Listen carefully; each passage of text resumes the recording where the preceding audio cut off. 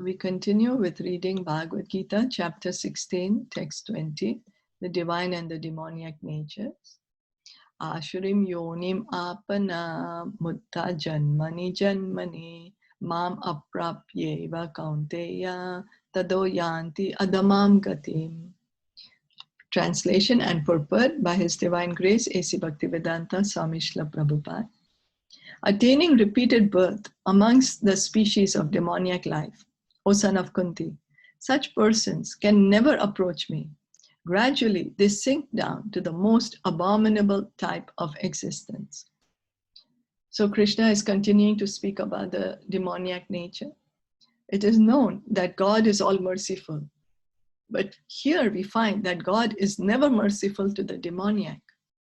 It is clearly stated that the demoniac people, life after life, are put into the wombs of similar demons, and not achieving the mercy of the Supreme Lord, they go down and down, so that at last they achieve bodies like those of cats, dogs, and hogs.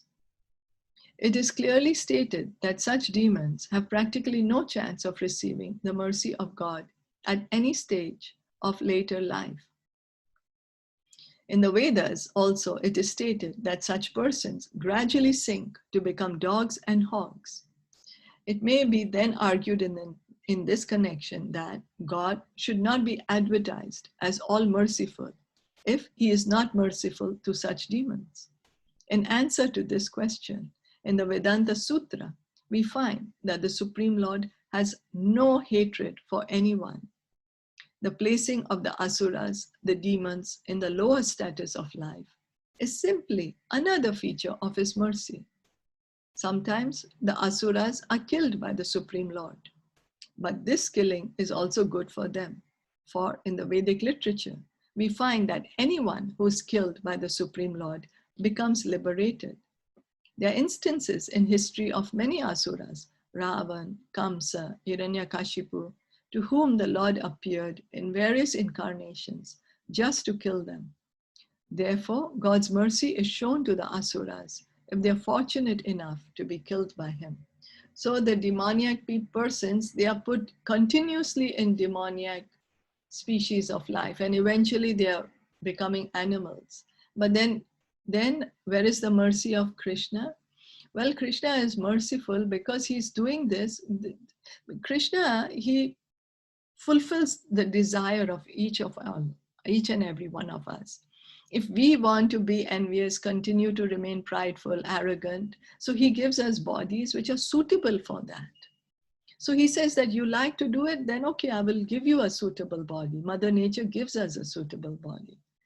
And then, but if we want to cultivate good qualities, divine qualities, humility, kindness, Brahmanical qualities, then He will give us bodies of devotees or demigods. If we cultivate spiritual qualities, then if we are cultivating bhakti, then He will give us a spiritual body. So Krishna He is all merciful to everyone. Whatever we want, He is giving. And of course, there are some demons who get personally killed by the Lord, they get liberated. Even though they want to kill the Lord, just because they got killed by the lotus hand of the Lord, they get liberated. Any questions or comments? Yeah, did you look for that whatever we desire, it's the cause, something? Not yet. I'm going to ask. Okay. I'm going to look into that. Okay, thank you. So, text 21. Trividam narakshayedam dwaram nashanam atmanaha kama krodhas tatha lobhas tasmad etat trayam tyajet. There are three gates leading to this hell: lust, anger, and greed. Every sane man should give these up, for they lead to the degradation of the soul. The beginning of demoniac life is described herein. One tries to satisfy his lust. When he cannot, anger and greed arise. So what happens? This is how the cycle begins. We have a desire. We have intense desire that I need something, or I need, this should be fulfilled. I need this. And then sometimes it's not fulfilled. Then what happens? Because we were so attached to this desire of getting this thing, we get frustrated and we get angry. We become angry then. Or what happens is, if our desire actually gets fulfilled, we get greedy for more and we become proud. So the beginning is this lust, this desire.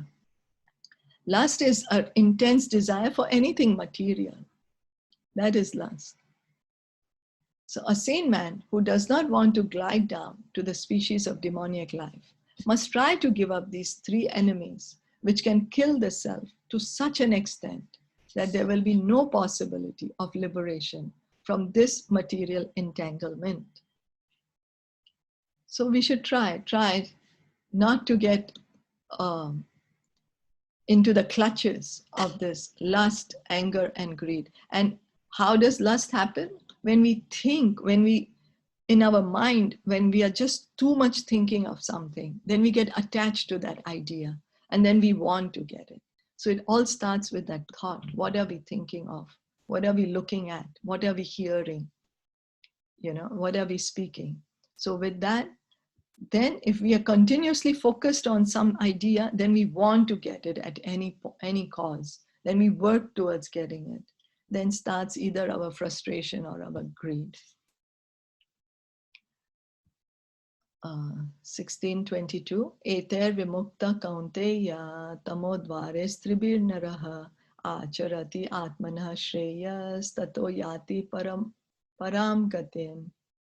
The man who has escaped these three gates of hell, O son of Kunti, performs such acts conducive to self-realization and thus gradually attains the supreme destination. One should be very careful of these three enemies to human life: lust, anger, and greed. The more a person is freed from lust, anger, and greed, the more his existence becomes pure. Then he can follow the rules and regulations enjoined in the Vedic literature. By following the regulative principles of human life, one gradually raises himself to the platform of spiritual realization. So we should try to control this lust, anger, and greed, and we should follow the four regulative principles. No illicit sex, no gambling, no meat eating, no intoxication. And chant the Hare Krishna mantra, hear from Bhagavatam, Bhagavad Gita, and like this, gradually, we should raise our consciousness, elevate ourselves. If one is so fortunate by such practice to rise to the platform of Krishna consciousness, then success is guaranteed for him. In the Vedic literature, the ways of action and reaction are prescribed to enable one to come to the stage of purification. So action and reaction are always there. Any karma we do, we will get a reaction. So we should learn that what actions shall I do so that my reactions, that I don't need to come back to this material world for those reactions. Because even if we do good reactions, we'll have to come to the material world. And if we do bad reactions, we will have to come back to suffer in a lower species of life. If we have good reactions, we will go to the heavenly planets. And once our quota of being in the heavenly planet is finished, we will come back to the earth. The whole method is based on giving up lust, greed, and anger. By cultivating knowledge of this process, one can be elevated to the highest position of self-realization. This self-realization is perfected in devotional service. In that devotional service, the liberation of the conditioned soul is guaranteed. Therefore, according to the Vedic system, there are instituted the four orders of life and the four statuses of life called the caste system and the spiritual order system.